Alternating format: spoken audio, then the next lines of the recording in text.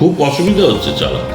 আজকে নতুন একটা শিক্ষা পেলাম যে সরকার ভোটার নির্বাচন করে, এবার মানুষ বুঝবে। তাহলে আমি যদি অবৈধ হই, তাহলে যিনি দাঁড়ালেন তিনিও তো অবৈধ।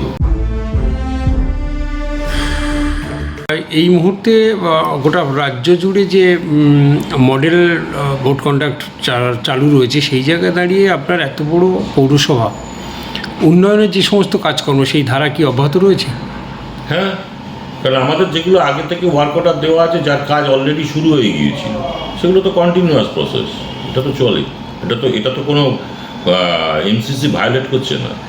নতুন কোনো টেন্ডার বা ওয়ার্ক অর্ডার ইস্যু করা যাবে না from the date of announcement of election, সেটা করা যায় না। কিন্তু বিফোর দ্যাট যেগুলো হয়ে গেছে, that is the ongoing process, সেটা চলছে।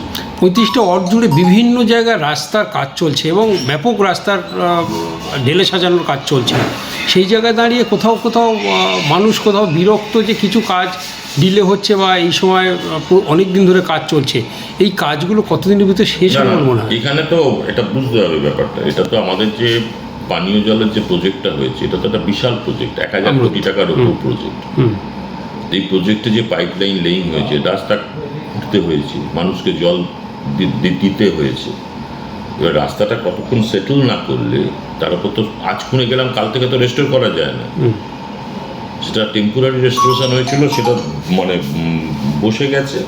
তারপরে এখন পার্মানেন্ট রেস্টোরেশনের কাজ চলছে, তার টেন্ডারও হয়ে গিয়েছে, ওয়ার্ক অর্ডারও হয়ে গেছে, কাজ অলরেডি স্টার্টেড, সেটা চলছে। একটু এত বড় কাজ করতে গেলে একটু আধটু তো অসুবিধা হবেই। আমি তো অসুবিধে একদম হচ্ছে না সেটা বলছি না, হয়। কিন্তু যেই দেখবেন কাজটা কমপ্লিট হয়ে যাবে, তখন চিরকালীন সুবিধা থাকে। একদম। 35টা ওয়ার্ডে আপাসের কাজ কতটা শেষ করতে পেরেছেন? অলমোস্ট শেষ, 95% শেষ। মোর দ্যান 90% তো ম্যাক্সিমাম জায়গায় হয়ে গিয়েছিল। প্রায় মানে হ্যাঁ 90%-এর ওপরে, 95%-এর কাছাকাছি শেষ হয়ে গেছে। আর সব মানে এটা মানে প্রায় 10% হয়ে যাবে আর কয়েকদিনের মধ্যে। বাড়ি বাড়ি জল দেওয়ার যেটা আপনাদের চলছে, সেটা কাজ চলছে। এই মুহূর্তে ভোটের কারণে বহু জায়গায় পোলিং অফিসার, সেক্টর অফিসার চলে যেতে হচ্ছে। আপনার পৌরসভায় বিভিন্ন সময় আমরা দেখেছি যে স্টাফ শর্টেজ। এই সময় স্টাফ শর্টেজ তো আছে, তার মধ্যে যে কজন স্টাফ আছে তাদেরকেও পার্মানেন্ট স্টাফ তুলে নিয়েছে। খুব অসুবিধা হচ্ছে চালাতে। কীভাবে পরিষেবা দিয়ে যাচ্ছেন? ওই দিতে হচ্ছে, যারা ডিউটিতে যাচ্ছেন তাদেরকে বুঝিয়ে সুঝিয়ে হয়তো 1 ঘন্টা কোনো ক্রমে আনা হলো, বা একজনকে রিপ্লেস করে একজনকে বসিয়ে আমাকে নিজেকেও কিছু কিছু জায়গায় বসে কাজ করাতে হচ্ছে। সব ইঞ্জিনিয়ারদের ট্রান্সফার করে দিয়েছে, কাজ চলছে কীভাবে? ট্রান্সফার করেনি, অন্যত্র দিয়েছে, পাঠিয়েছে। হ্যাঁ, ইঞ্জিনিয়ারদের ডিউটি দিয়েছেন। ইঞ্জিনিয়ারদের সেক্টর অফিসারের ডিউটি হতো, সেটা আমরা জানি। ওনারা ডিউটি করতেন, অফিসও করতেন, ভাগ করে নিয়ে। এবারে করেছে কি নাকা চেকিংয়ে ডিউটি দিয়েছে। সেইটার তো আমি রিকোয়েস্ট করেছি যেটা ওনাদের ছাড়ান, তা আমাদের অফিস অচল হয়ে যাচ্ছে। ওনারা দেখছেন ব্যাপারটা, এইটুকু। এখন রিপ্লাই আসেনি কিছু? না, আমি ওভার টেলিফোন কথা বলেছি, বলেছেন আমি ব্যাপারটা দেখে নিচ্ছি, 2 দিনের মধ্যে এটা সলভ করে দিচ্ছি, এইটুকু বলেছেন আমাকে। এই যে ব্যাপক কেন্দ্রীয় বাহিনী আসছে, বিভিন্ন স্কুল ছাড়তে হচ্ছে, কতটা হ্যাম্পার হচ্ছে আপনার এলাকায়? সে মানুষ বুঝছে। ভোট কি বিগত দিনে আমাদের এখানে হয়নি? বিগত দিনে প্রচুর ভোট হয়েছে। কেন্দ্রীয় বাহিনী আসছে, আসুক, সরকারি পয়সায় কেন্দ্রীয় বাহিনী আসবে, তাদের এখানে থাকবে, স্কুল কলেজ হ্যাম্পার্ড হবে। হচ্ছে, যেখানে যেখানে আছে সেখানে করছে। আজকে ইলেকশন কমিশনের পক্ষ থেকে ভোটার লিস্ট তালিকা যেটা টোটাল সাবমিশন করা হলো, সেখানে দেখা গেছে পশ্চিমবাংলায় 90 লক্ষর বেশি মানুষ বাদ চলে গেল। কি বলবেন, কি প্রতিক্রিয়া দেবেন? গণতন্ত্রের নিয়ম হচ্ছে ভোটাররা মানুষকে নির্বাচন করে এবং সেখান থেকে সরকার নির্বাচন করে, এটাই নিয়ম।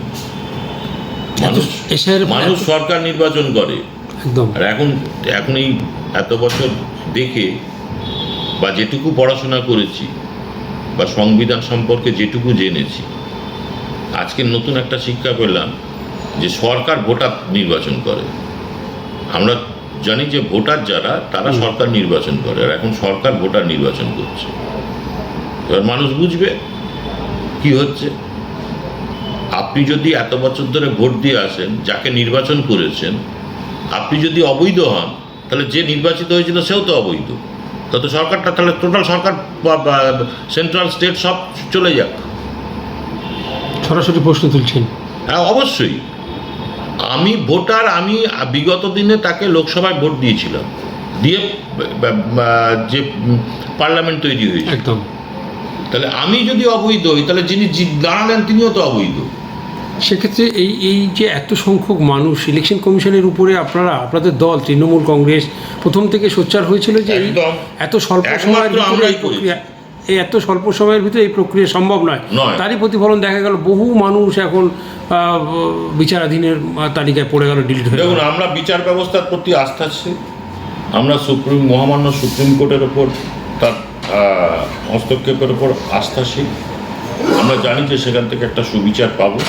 আমাদের নেত্রী মমতা বন্দ্যোপাধ্যায়, সেনাপতি অভিষেক বন্দ্যোপাধ্যায় প্রথম দিন থেকে এর বিরুদ্ধে লড়ছেন, আন্দোলন করেছেন, যেখানে গেছেন কোর্টে সওয়াল পর্যন্ত করেছেন মাননীয় মুখ্যমন্ত্রী, সমস্ত কিছু করেছেন এবং বাংলার মানুষ সেটা দেখছে এবং আমার বিশ্বাস বাংলার মানুষ ভোট বাক্সে তার প্রতিফলন দেবে।